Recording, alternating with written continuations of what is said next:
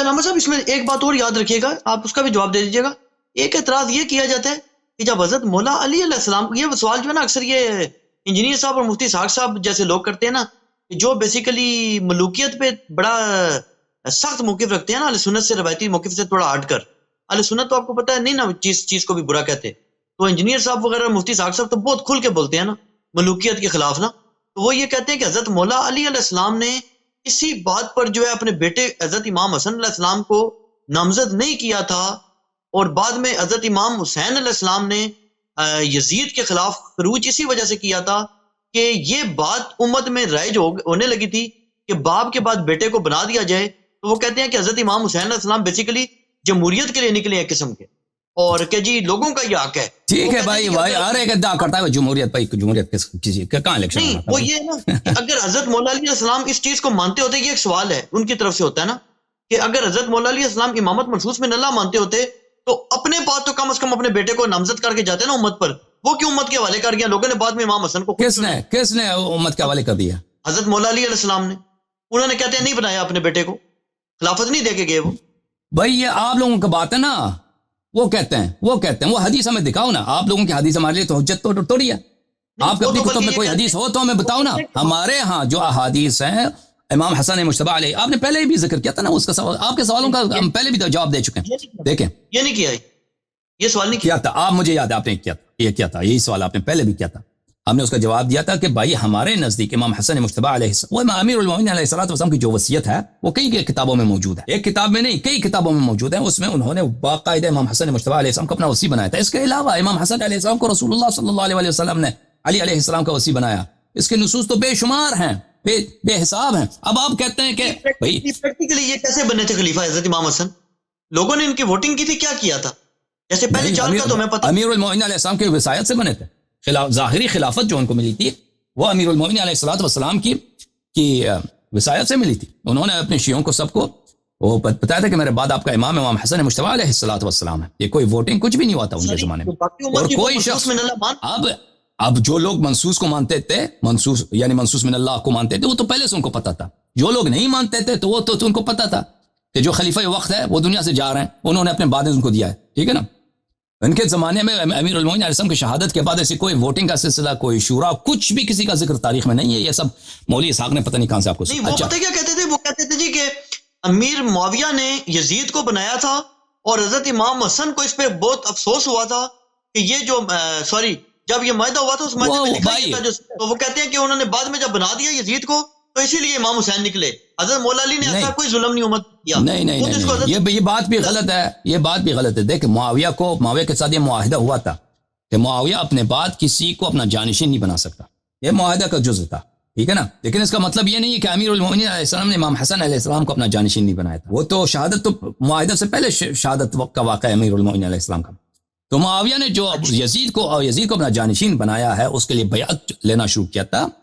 یہ تو سنہ 49 کا واقعہ ہے. اس زمانے سے اس نے شروع کیا تھا. امام حسن علیہ السلام کو بھی شہید کیا گیا تھا اسی سلسلے میں. تو اس نے مخالفت، اس نے اپنا معاہدہ توڑا تھا، اس میں شک نہیں ہے. امام حسین علیہ الصلوۃ والسلام اس لیے نہیں نکلے تھے کہ معاویہ نے یزید کو اپنا جانشین بنایا تھا، کیونکہ اگر اس کو اس مسئلے پہ نکلنا ہوتا تو وہ سنہ 39 کو، سنہ 50 کو، سنہ 51 کو، سنہ 52 کو، جب وہ بیعت لے رہا تھا لوگوں سے یزید کے لیے، اس زمانے میں ان کو خروج کرنا چاہیے تھا. اس لیے تو انہوں نے خروج نہیں کیا نا. امام حسین علیہ الصلوۃ والسلام کہ ان کو پتا تھا یزید، دیکھیں یزید کے، آپ کو عربوں کا پتہ ہونا چاہیے کہ عرب میں خون کا انتقام لینا بڑا اہم ہوتا ہے. معاویہ کا جو خاندان تھا یہ مختلف جنگوں میں، سب جنگوں میں رسول پاک صلی اللہ علیہ وسلم کے خلاف جو لشکر آتے تھے ان کا قائد ابو سفیان ہوتا تھا. قائد لشکر کا ابو سفیان ہر جنگ میں. اور یہ ہر جنگ میں آئے ان کے نوجوان مارے گئے، کہ نوجوان ہر جنگ میں ان کو شکست ہو گئی. آخر میں یہ ذلیل ہو گئے. آخر میں فتح مکہ کے وقت وہ اسلام کے نظر سے دیکھتے نا، وہ تو مشرک تھے، وہ تو جاہلیت کی نظر سے دیکھتے تھے. یہ انہوں نے ہم پہ غلبہ کیا ہے، ہمارے نوجوانوں کو قتل کیا. آخر میں ہمارا جو گڑھ تھا مکہ، یہاں سے یہ بنی ہاشم کا جو آدمی ہے محمد صلی اللہ علیہ وسلم، یہ جھوٹا نبی، یہ جادوگر نستجیر باللہ، یہ تو یہاں سے بھاگ کے گیا تھا رات کی تاریکی میں. اب جو ہے دن دہاڑے آ رہا ہے، فتح کر کے آ رہا ہے. اور پھر رسول پاک صلی اللہ علیہ وسلم نے ان کے ساتھ کیا برتاؤ کیا؟ کہا انتم الطلقاء. کیا فرمایا؟ طلقاء یعنی تم کو میں آزاد کر رہا ہوں، یعنی تم میرے اسیر ہو، تم میرے غلام ہو، تم کو آزاد کر دیا میں نے. اتنا منت رکھا نا ان پہ، واقعات بھی منت ہے. اگر چاہتے قتل کرتے تو کوئی مشکل نہیں تھا، کیونکہ یہ سب مجرم لوگ تھے مکے والے. یہ وہی لوگ تھے جنہوں نے اصحاب پیغمبر صلی اللہ علیہ وسلم کو ہمیشہ شہید کیا, مسلمانوں کو بری طرح انہوں نے عزت و آزار دیے جنگوں میں.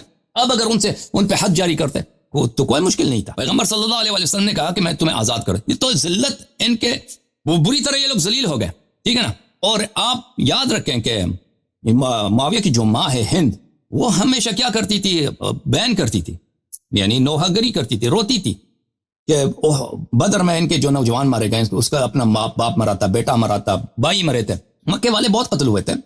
تو وہ ہمیشہ نوحہ گری کرتی تھی اور روتی تھی. تو ان کے خاندان میں انتقام کا حس بڑا شدید تھا معاویہ کے خاندان میں. تو امام حسین علیہ السلام کو پتہ ہے, معاویہ جو تھا خود بہت سیاستدان آدمی تھا, وہ اس کو پتہ تھا کہ کیا کام میں کروں میری مصلحت میں ہے, کیا کام میری مصلحت میں نہیں ہے. لیکن یزید جو تھا اس طرح نہیں تھا.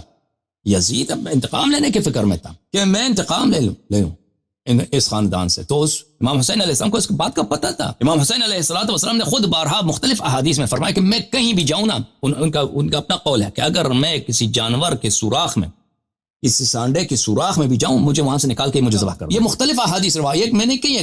لوگ ان کو کہتے تھے کہ آپ کوفہ کیوں جا رہے ہیں, آپ کہاں جا رہے ہیں, نہ جائیں آپ اپنے, یا مدینے سے نکل رہے تھے, آپ مدینہ سے نہ نکلیں, آپ کے جد کا حرم ہے. تو امام حسین علیہ السلام کے پاس کئی جگہ نہیں تھا. اور بنی امیہ کا جو امپائر تھا وہ کوئی چھوٹا امپائر تھوڑی تھا. شمال افریقہ او سینٹرل ایشیا تک ان کے ہاتھ میں تھا, مغرب سے لے کر مشرق تک پورا عالم ان کے ہاتھ میں. تو امام حسین علیہ السلام کے پاس کوئی جگہ نہیں تھا جانے کا. یہ وجہ کہ آپ بتائیں کہ امام حسین علیہ السلام اس لیے گئے کہ یزید خلیفہ بنایا. یزید تو پہلے 10 سال 12 سال پہلے خلافت اس کو مل چکا تھا, ولیعہد تھا, وہ بیعت لے رہے تھے اس سے معاویہ. نہیں, بات یہ تھی کہ معاویہ جو تھا وہ اہل بیت علیہ السلام کو لشکر لے کے ان کو ذبح کرنے کی فکر میں نہیں تھا, کیونکہ وہ سمجھتا تھا کہ یہ میرے مصلحت میں نہیں ہے. یزید کو اس بات کا پرواہ نہیں تھا. اس نے 2 باتوں کا انتقام لیا. ایک انتقام لیا بنی ہاشم سے کربلا میں, دوسرا انتقام لیا انصار سے. انتقام سے انصار سے واقع حرہ میں. انصار کون تھے؟ انصار نبی صلی اللہ علیہ وسلم تھے. وہی لوگ تھے جنہوں نے قریش کے خلاف مختلف جنگوں میں شرکت کیا نا. تو ان کے ساتھ کیا برتاؤ کہ آپ واقع حرہ کو پڑھیں, واقع حرہ میں پڑھیں کہ انہوں نے کس طرح مہاجرات کے ساتھ انہوں نے زنا بالجبر کیا. واقع حرہ کے بعد ابن کثیر نے نقل کیا ہے بہت ساری کتابوں میں کہ 1000 کنواری عورتوں سے بچے پیدا ہو گئے. بچے پیدا ہو گئے کس سے؟ اس لیے کہ یزید کے فوج نے ان کو ریپ کیا تھا مدینے میں. وہاں پہ تو کوئی یہودی تو نہیں رہتے تھے, کافر تو نہیں رہتے تھے, سب مہاجر انصار تھے. تو اس لیے امام حسین علیہ السلام ان کے پاس کوئی چارہ کار ہی نہیں تھا, کہیں جانے کا کوئی جگہ ہی نہیں تھا دنیا میں, کوئی سائے نہیں. صرف کوفہ والے تھے, وہ بھی جھوٹے. وہ اصرار کہ آپ ادھر آ جائیں, آپ ادھر آ جائیں, آپ تشریف لائیں, ہمارے فوج آمادہ ہے آپ کے لیے, فوج آمادہ ہے. انہوں نے مسلم ابن عقیل کو بھیجا.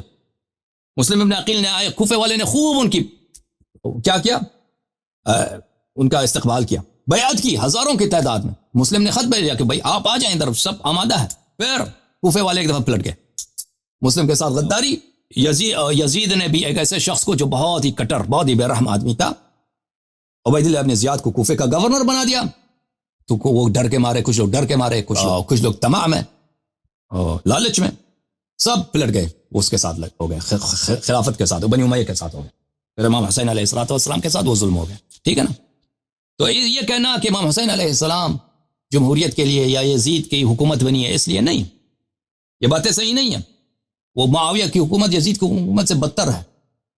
اس کے علن ممبروں پہ لعنت کیا جاتا تھا, گالی دیتے تھے امیر المؤمنین علیہ السلام کو, امام حسین علیہ السلام کے بابا کو. مسجد نبی صلی اللہ علیہ وسلم میں امام حسین علیہ السلام نے وہاں پہ کوئی تلوار نہیں اٹھایا. بہرحال بہت مہربانی آپ کی, وقت بہت ہوا, اب دوسرے کالرز بہت منتظر ہوں.